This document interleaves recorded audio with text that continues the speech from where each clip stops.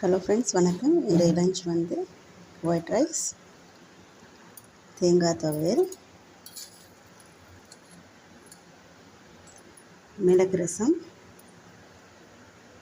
Bad வத்தல்னு சொல்லுவாங்க, பசங்களுக்கு பிடிக்குமேனு வறுத்து வச்சுருக்கேன். ஸோ இது வந்து தொட்டுக்கிறதுக்கு. ஸோ இதுதான் இன்றைய சமையல். ரொம்ப லேசியான டே, ஆனால் டேஸ்டியான லஞ்ச்.